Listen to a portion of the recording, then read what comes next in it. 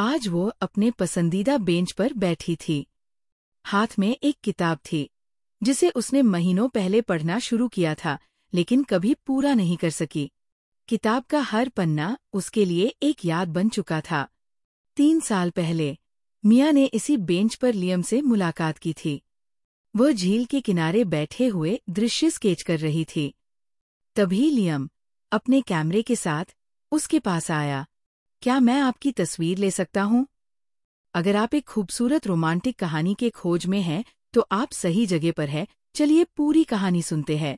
Still water का छोटा सा शहर हमेशा शांत और खूबसूरत रहा है। पतझड़ का मौसम इसे और भी जादुई बना देता है। लाल पीले पत्तों से ढकी सड़कें, हल्की सी ठंडक लिए हवा और झील का शांत पानी जो आसमान के हर रंग को अपनी सतह पर उतार लेता है। ये वो जगह थी जहां मिया अक्सर आया करती थी। आज वो अपने पसंदीदा बेंच पर बैठी थी। हाथ में एक किताब थी जिसे उसने महीनों पहले पढ़ना शुरू किया था, लेकिन कभी पूरा नहीं कर सकी। किताब का हर पन्ना उसके लिए एक याद बन चुका था। 3 साल पहले मिया ने इसी बेंच पर लियम से मुलाकात की थी। वह झील के किनारे बैठे हुए दृश्य स्केच कर रही थी। तभी लियम अपने कैमरे के साथ उसके पास आया। क्या मैं आपकी तस्वीर ले सकता हूँ? उसने मुस्कुराते हुए पूछा था। मिया ने थोड़ा झिझकते हुए उसकी ओर देखा और कहा, शायद, लेकिन पहले ये स्केच पूरा करने दीजिए। लियम ने पास की घास पर बैठते हुए जवाब दिया, ठीक है, लेकिन मैं इंतजार कर सकता हूँ। वैसे भी मुझे समय बिताने के लिए एक कहानी चाहिए, और आप शायद सबसे दिलचस्प कहानी हो सकती है। उसके इस जवाब पर मिया हंस पड़ी। बातचीत शुरू हुई और वो इतनी गहराई में चली गई कि कब सूरज झील के पीछे छुप गया उन्हें पता भी नहीं चला। लियम एक फोटोग्राफर था जो दुनिया भर की यात्रा करते हुए नई जगहें और कहानियां तलाश रहा था। मिया एक स्थानीय कलाकार थी जो अपनी पेंटिंग्स में अपना दिल उंडेल दिया करती थी। उनकी रुचियां अलग थी, लेकिन उनके दिलों का जादू एक जैसा था। इसके बाद उनकी मुलाकातें आम हो गई। हर दिन झील के किनारे वे मिलते। लियम तस्वीरें खींचता और मिया स्केच बनाती। वे घंटों बातें करते, कभी अपने सपनों के बारे में तो कभी अपने डर और अधूरी ख्वाहिशों के बारे में। मिया ने पहली बार किसी के साथ इतना जुड़ाव महसूस किया। लियम का खुलापन, उसकी हंसी और उसके भीतर की गहराई ने मिया को बदल दिया। लेकिन खुशियों का ये दौर ज्यादा लंबा नहीं चला। एक दिन लियम को इटली से फोन आया। उसके पिता गंभीर रूप से बीमार थे और परिवार के अंगूर के बगीचे को देखने वाला कोई नहीं था। मुझे वापस जाना होगा, मिया। शायद कुछ महीनों के लिए, लियम ने कहा। मिया की आंखों में आंसू थे, लेकिन उसने खुद को मजबूत करते हुए कहा, मैं तुम्हारा इंतजार करूंगी। अगर हमारा प्यार सच्चा है तो दूरी इसे कमजोर नहीं कर पाएगी। लियम ने उससे वादा किया कि वह संपर्क में रहेगा, लेकिन वह भी जानता था कि दूरी सब कुछ बदल सकती है। शुरुआत में सब कुछ ठीक था। फोन कॉल्स, पत्र और वीडियो कॉल्स ने उनके रिश्ते को बनाए रखा। लेकिन जैसे जैसे समय बीतता गया, लियम अपनी जिम्मेदारियों में उलझता गया।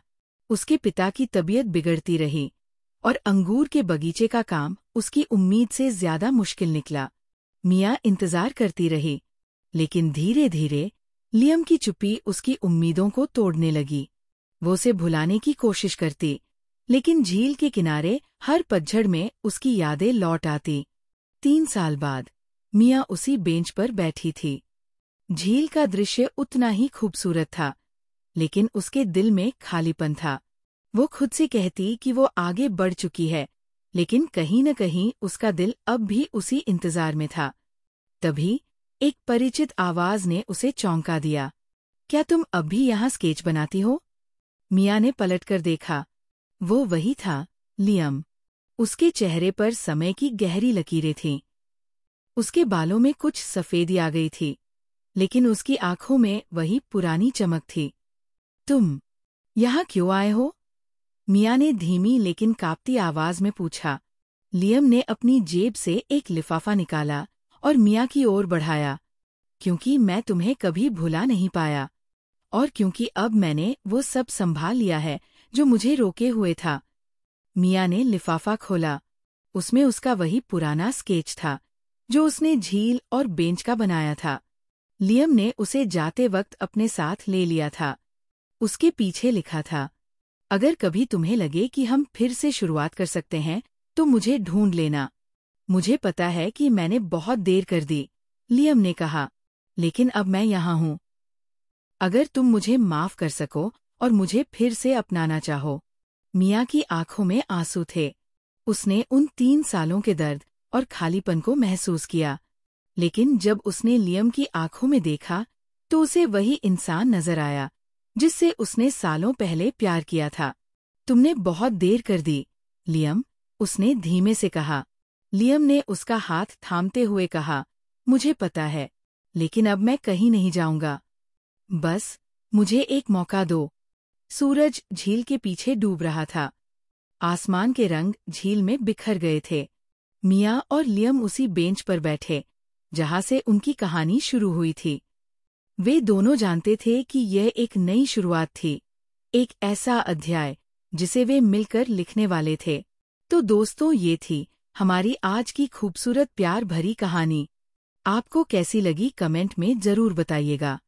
और हाँ, आगे आप कैसी कहानियां सुनना पसंद करेंगे वो भी बताइएगा, जिससे मैं उसी प्रकार की कहानियां लेके आपके सामने आऊं। धन्यवाद।